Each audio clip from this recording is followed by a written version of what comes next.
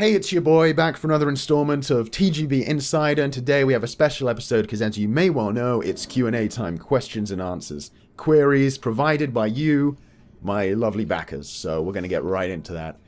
You'll be seeing some Silent Hill 3 in the background because I actually find it quite a chill game, despite it being a horror game. And, yeah, so let's do it. Nightmare. Dominique asks, do you like watching those long analytical game critiques that are becoming more and more popular on YouTube now? Like Matthew Matosis, what's your favorite creator? And then he asks a question about God Hand and Platinum Games titles, which is kind of cheeky because I said a 2-question maximum this time, and you've wrangled in 3 questions. I'll let it slide. A bit cheeky. I don't really watch long analytical content. I listen to it because most of them don't have much editing going on, to be honest. But Matthew's a classic. I've always watched Matthew. He was kind of the originator of that kind of content, so I'll always watch a Matthew. But I don't really watch other people in general too much. I don't want my my opinions to be influenced when I'm making my content. So I don't watch all that much. Yeah, I don't know. I do feel like on some level there is a lot of content out there that just seems long for the sake of being long. I'm going to toot my own horn for a second, but when I made the Ratchet video, it wasn't long because I just wanted to make a long video. It was long because everything I had to say just amounted to a long video. But then I'll make a video about another game, like, I don't know, Samus Returns, and that's all I've really got to say about it. Like 18 minutes worth of content. So yeah, some of them are better than others, but I'll always check out Matthew because he's pretty good. As for your other question, God Hand 2, Wonderful 102 or Metal Gear Rising 2, I think I'll go with God Hand 2, just because I'd like to see more of that universe, and I think God Hand deserves it. Metal Gear Rising probably has the most room for improvement in a second game in terms of the mechanics, but I'm just going to go for God Hand 2 because that's the one I like the best. Wonderful 101, kind of feel like that was pretty complete on its own. I don't really know where they'd go with it after that, but yeah, there you go. Thanatos388, you said you were hyped for it many times, so any thoughts on Nier Automata and if it redeems Platinum? I've got some thoughts on Nier Automata, but I want to save them for a video, so I'm gonna pass on that question. It's gonna be interesting. And more importantly, fuck, marry, kill, Asker Langley, marry, and miss. Oh god, okay. So this is like which Evangelion waifu I like the best. You guys need to get out a bit, I think. I'm just gonna say Misato is the best. Because she is. Sly Gamer asks, what was your favorite game that released this year? So I assume you mean 2017? Ooh, okay. It's gonna be a game I finished. So I'm gonna probably just say Breath of the Wild, I guess, which I didn't expect, but I think it's the game I played the most and I had the most fun with. But I've still got some other games to finish up, so that might change. Don't hold me to that one. JBakes25 asks, what new items and elements could Metroid Prime 4 bring to its game to not only make it relevant to the mainstream, but also give the series a foundation for moving toward the future? I feel like this kind of question's worded in a way where I think you've got an opinion on this more than I do. What new elements? The answer is that it goes more open world, right? Like, you make something like Breath of the Wild, but with Metroid scale, because mainstream people love open world games. They love trailers where it's like, look at all the content, you'll never be done with this game. I'm not opposed to that with Metroid, to be honest. I think they could pull it off because Breath of the Wild was so good, elaborating on the last question by Sly. It did feel like an open world game where there was actual things in it. Like, it wasn't perfect, there was a lot of repetitiveness in there, like there is with a lot of open world games. But you know, you go there, you go around and you meet fun characters, and you go to actual towns and places and meet quirky people and interact with interesting, you know, places and enemies and situations, mini games and all that fun stuff. So if they did that, if they converted that to Metroid, it could be pretty good. It could be pretty good. Maybe not make it about meeting people, but like make something that's maybe not as big, more condensed, but it's still kind of open and there's just lots of optional stuff to find. Because that's always kind of been my, not issue with Metroid, is that there's a lot of like, there is optional content, but none of it is really that substantial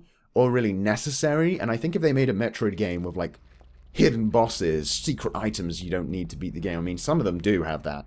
But like, what do you use them on? Like, there's secret beams in Metroid Prime 2, but what do you use them on? The final boss, I guess? I mean, that's all there really is. Hayden Stewart asks, is there going to be a most anticipated games again this year? Probably not. Sorry about that. I think the joke ran its course last year, and I don't think I can top it. But who knows? It might come back in the future. Andrew Quinn.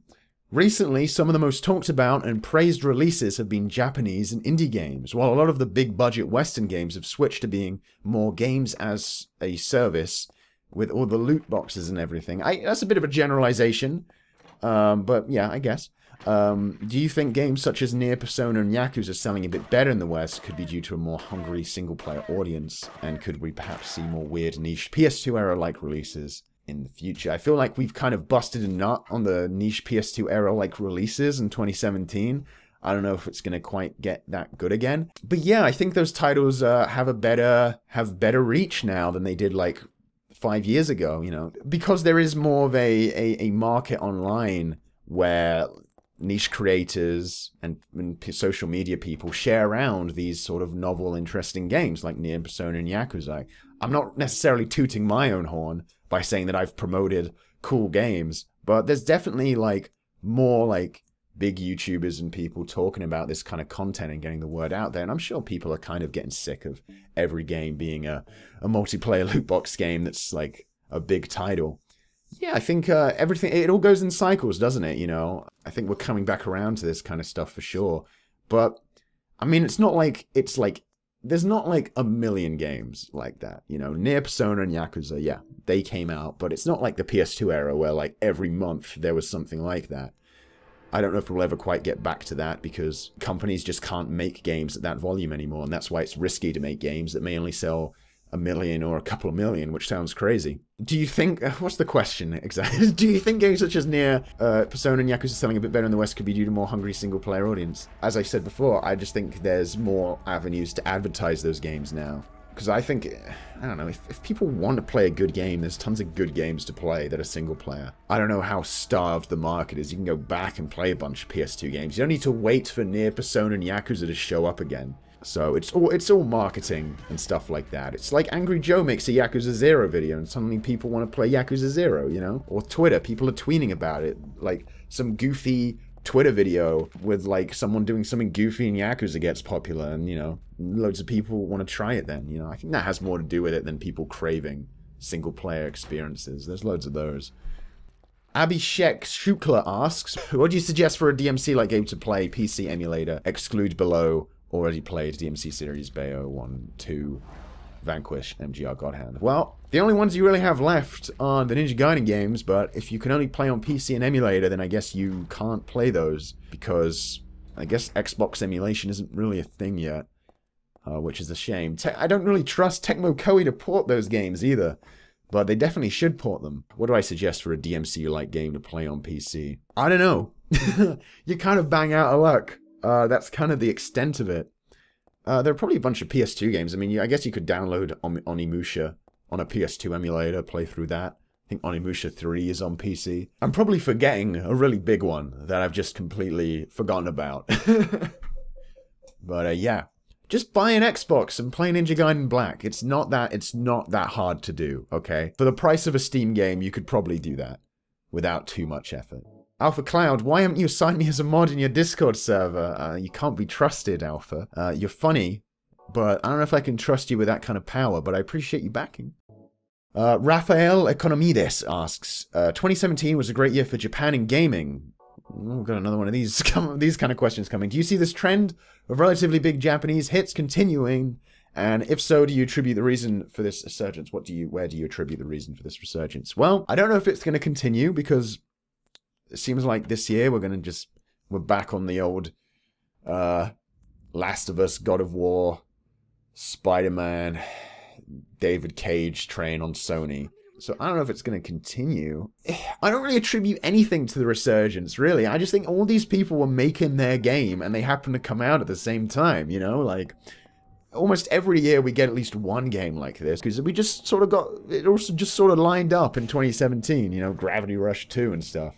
That's all I attribute to it. I don't think I can say why they all happened at that one time. I'm just thankful that it did. And there probably is an element there where people are kind of getting sick of the same old shit. At least mainstream people are. There must be a few people in there. But as I said, it's all marketing and YouTube and Twitter and stuff, I think, that get these niche games out there these days. Related to this, what is your opinion of Capcom as of late? Well, they seem to be doing a little better than usual.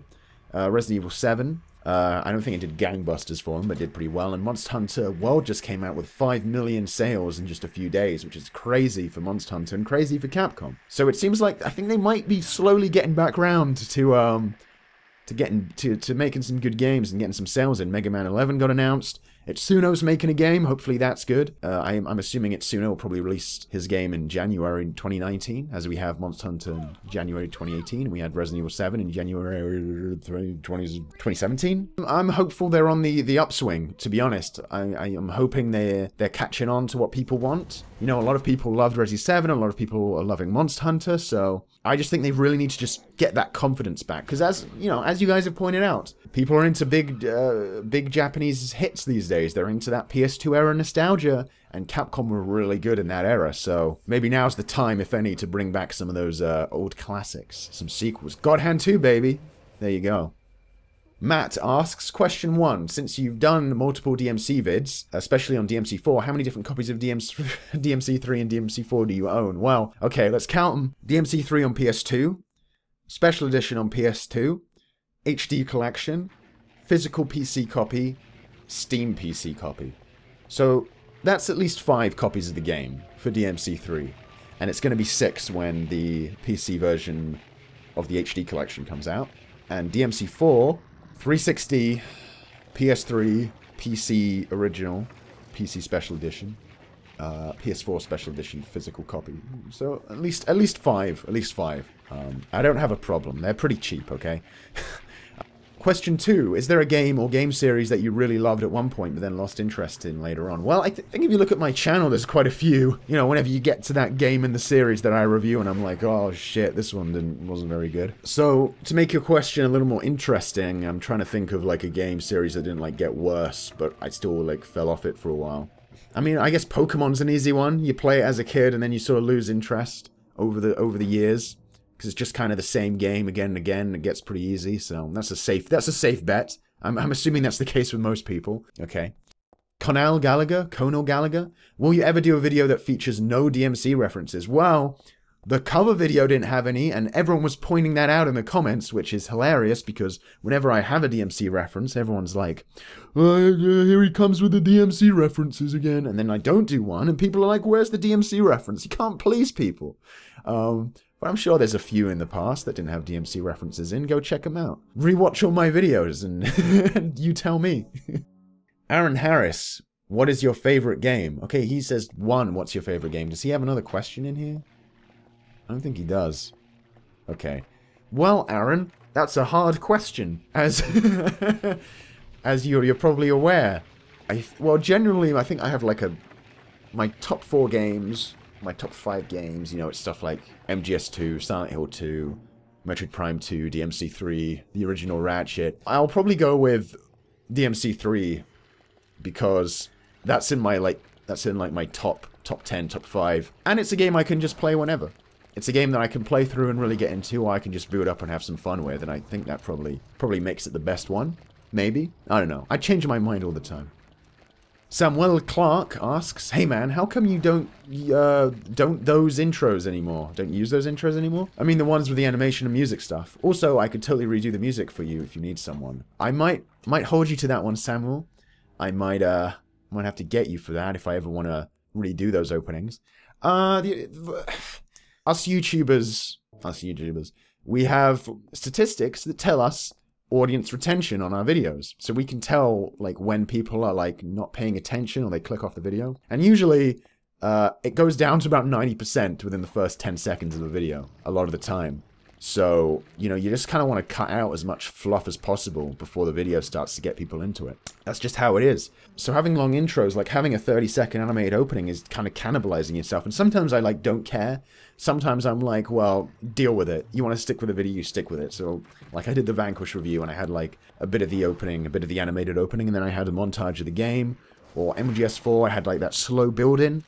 And, you know, sometimes I'm just like, you know, I'm going to make my video however I want. And you can deal with it.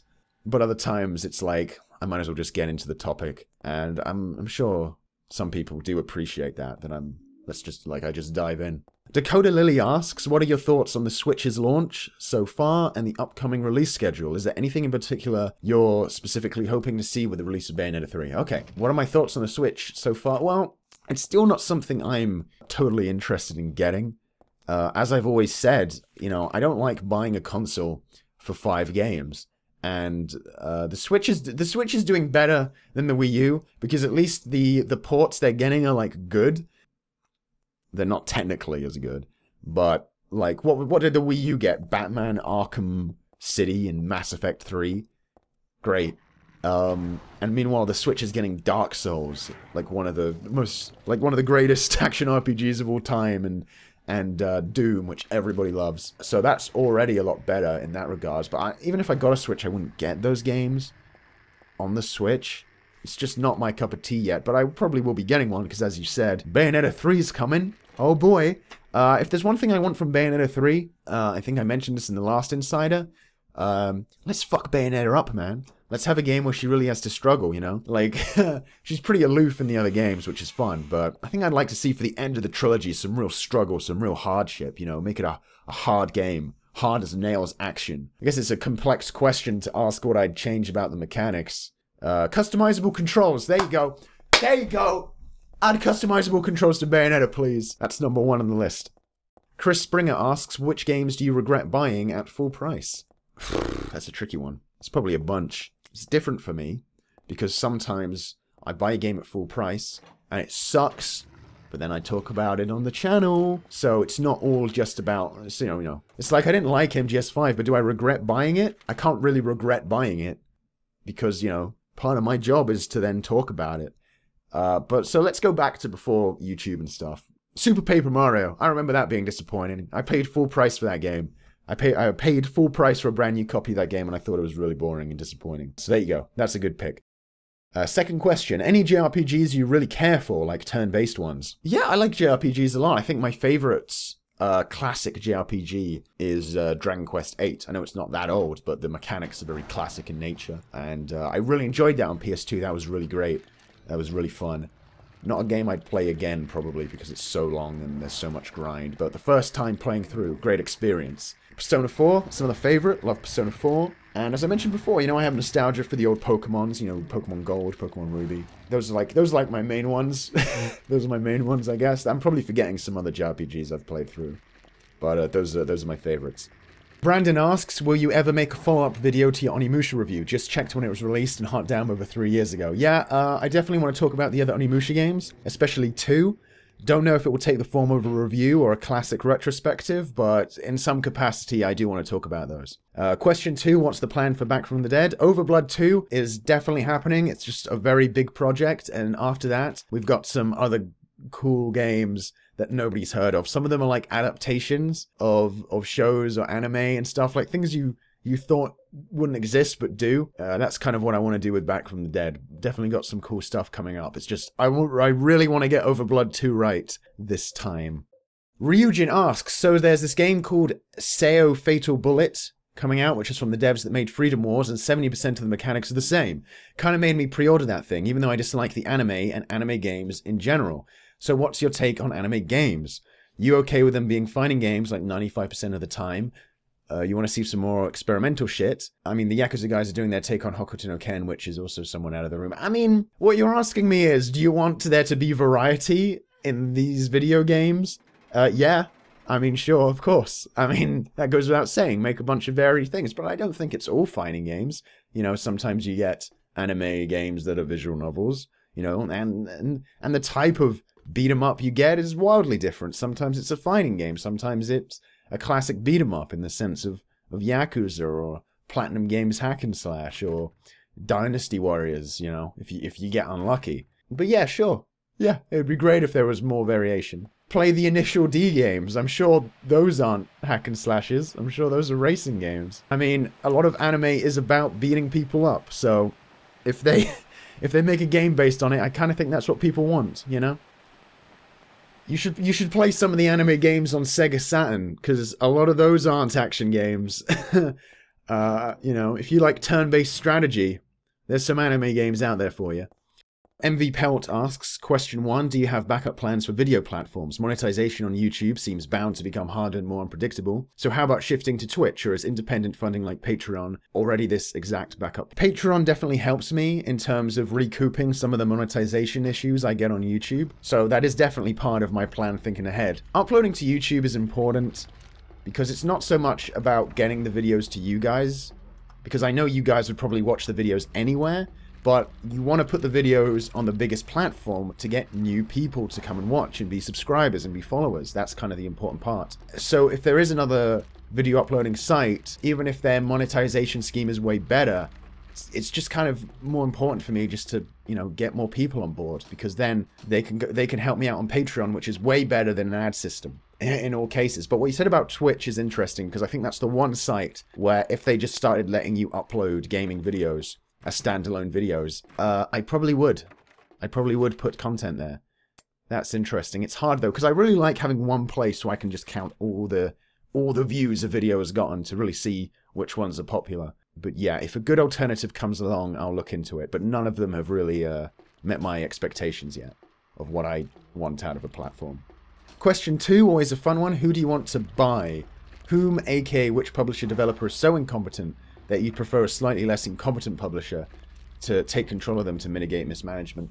I just care about the talent making the game. Well, first of all, if you're running a company like a game company, or you're running a publisher, you know, you probably know what you're doing better than me, even if you're quote-unquote incompetent. I don't really know, like, do you mean incompetent that the games suck, or that they're not making money? Because if the games suck, then you just want different talent to make the game. So, I don't know, that's such a broad question. Obviously, I wish some talent had Konami's IPs, other than Konami, I guess. So, it would be nice if some big company bought Konami. Like, if Sony bought Konami, that could be cool. That would be actually really cool. In fact, okay, I'll go with that. Yeah, if Sony buys Konami and has their IPs, I could see that being interesting. But then again, it's like, then things become exclusive to PlayStation devices, and that ain't great either. Like, I like third-party companies being able to put their stuff on like a multitude of things, and, you know, but I think that one I would go for, because I think having Konami series be exclusive to a platform beats out the state they're in at the moment, so I'd go for that. Wildcard Soldier, kill, fuck, marry, Clemps, Hyperbit, Turbo. You need to start watching some other YouTube channels, man. Like, if that's all you're thinking about all day, you need to find some other guys. Can we expect more Hugo Nintendo rant videos this year? What? Hold on a minute. That doesn't... Those are two questions, Wildcard. Can we expect a Hugo video? Plus, can we expect Nintendo rant videos this year? Okay. Again, cheeky. I don't know, hasn't the Hugo thing kind of run its course now? I don't know if we'll be doing more of those. Like, I did the Nintendo rant video, right? Like, I made the savage Nintendo rant. What else do you want? Like, did I miss something? You know, I made that after the Wii U generation, when there was a lot to talk about, you know. They were only like 1 year into this Switch stuff, you know. There's not enough to analyze yet. I think you're just bloodthirsty for some Nintendo blood, to be honest. Solid John, after watching your Ratchet videos, what is your opinion on the Future series and your favorite post-PS2 era Ratchet game? I think I cover a lot of that in my, sort of tangentially in my big Ratchet video. What I was trying to do with the Ratchet video on the remake is that the remake has the most problems, but a lot of the problems it has started with the Future series.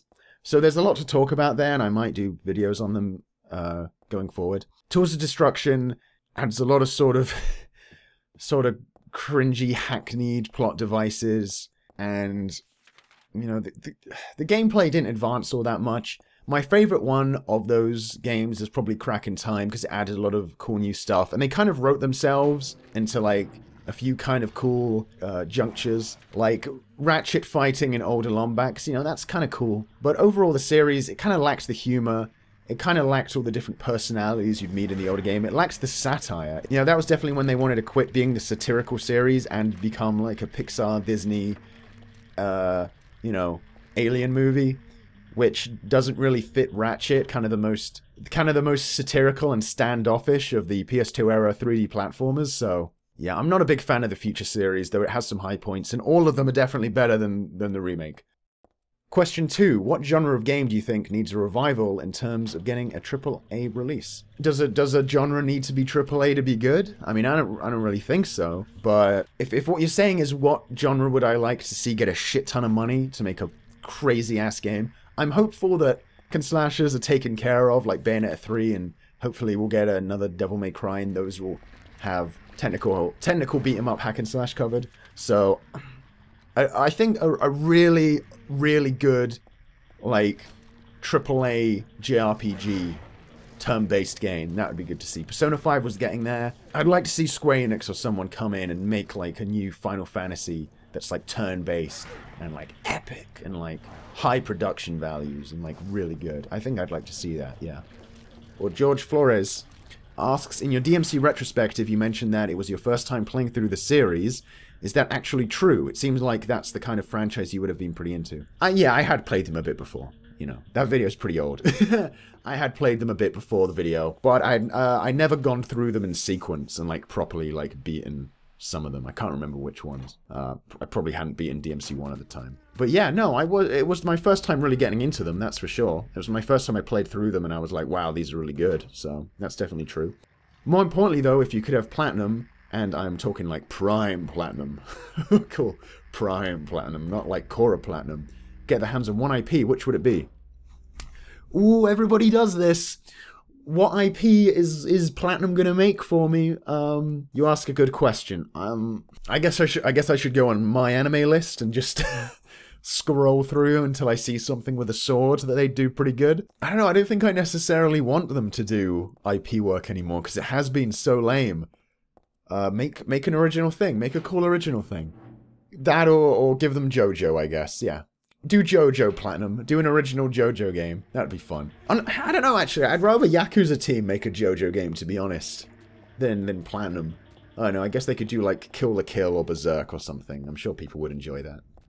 Macaroni Rascal asks, what are your thoughts on Persona 5, and did you enjoy it? I am enjoying it a lot. I'm quite far in. I think I've only got a few dungeons to go. I've been playing it intermittently over the last year. Hopefully we can get it done within a year, but it is a tremendously long game. And it's something I've kind of got to be in the mood for. You know, it's not like something that I need to set up some, like, personal time to play Persona 5. I can't just boot it up and, like, play for, like, half an hour, because I want to make any progress anyway. So, yeah, but it's good. And I talked about it, like, way back in, like, an older Insider and how I was enjoying it. And my thoughts are still kind of the same as they were back then. But I'm sure I'll have something to say when I'm done. I don't really know if I'm going to talk about it in, like, a video or anything, though, because it's kind of a big thing to talk about. I'd want to talk about the older Persona games first, I think.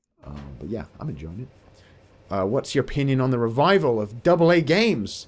Ooh! So AA games returning. Looks like that's kind of the topic of this video. What is my opinion? A lot of people are asking me what I think, and obviously the answer is good. Like, what do you think of a bunch of good games coming out? Good, it's great. But a lot of people seem to be asking, are we back? Are we back to the glory days of AA gaming? And I don't really know if that's necessarily true. Because part of what made the AA gaming, you know, golden age of, like, PS2 so great is because games came out really frequently, right? Like, it didn't take as long to make games because you're making standard definition games. So stuff like, what is it, like Hellblade, which I haven't played, people were saying that was the return of the AA game because it looked AAA, but it was made by a small team. They didn't have publisher backing. I'm not sure if they did. But they, I think it was classed as an indie game. But that game still took, like, 5 years to make, right? Like, that's a long time to make an indie project. What's good about AA games is that it's like the risk-reward kind of element, right? You're making something a bit niche and risky, but you're not spending too much on it. You're not risking a lot. But if you spend 5 years on something, that's a risk, right? That's 5 years. You've got to pay a staff of people to work on something. For 5 years, those people have to live off this thing you're making. If it doesn't do well, then that's really bad. You know, you go back to PS2 era. Even in the PS2 era, AAA games didn't take that long to make. Like Metal Gear Solid 2, that was AAA at the time. It took, like, what, 2 or 3 years to make? Today you get iterative titles where they cycle through developers like Call of Duty and stuff. Or you have games like Yakuza where they iterate on the same town again and again. But is it as easy as it was in the PS2 days to just kind of go, I'm going to make a game in a couple of years and release it to modern standards, and it's going to do really well. I don't know if we're still at that. We're quite at that level again yet. What was great about the PS2 era is that you had AAA quote unquote teams making these standard definition games. They had time because they didn't have to meet, like, the lofty, crazy standards we have to meet today in terms of, like, realistic visuals. You know, they had time to make a game with a lot of content in it. And, you know, that's why those games feel so substantial, and today games kind of feel anemic in comparison. Now, I'm not saying that techniques haven't been developed that make creating high definition 4K visuals and stuff today hasn't improved. I'm sure they can do it relatively fast in a lot of places, but I don't think you can ignore the fact that games do take a lot longer to make than they did before, and you're not necessarily getting as much content when they release. I think that's pretty clear. And in terms of like the AA games returning, they still take a long time to release. You gotta remember that Yakuza, which is a game you guys have been bringing up, you know, that is like the 10th entry in a long-running series. You know, Nier took quite a while to make, and Persona 5, that big niche, quote-unquote, Japanese JRPG, they worked on that for like 5 years. I still think there's work to be done. Like, games are taking a long time to make. And I don't think you're ever gonna get to the point of really crazy cool stuff happening in the AA gaming space until you can cut down on development time. So I don't think it's entirely back yet. I think once they get to that stage where I think I'll know if it's back if we're getting loads of games. Because as I said before, I kind of feel like it was just a bit of a coincidence that we got all these good niche Japanese games all of a sudden in 1 year. Hopefully the fact that those did well will be enough to inspire a lot more going forward. But I'm not completely sold yet. We'll have to see. But anyway, that's going to be it for me for today. Thanks for all your questions. Hopefully we had a fun, informative time. Thanks ever so much for backing. This has been my first year on Patreon, and it's been excellent. Without you guys, couldn't do what I do as much as I do it. So it's really all down to you that we've had probably the most active and best year on this channel so far. It's the year I've started taking it the most seriously, and hopefully going forward we can only go up, more and more content and more great projects going forward. So thanks very much guys, and peace out.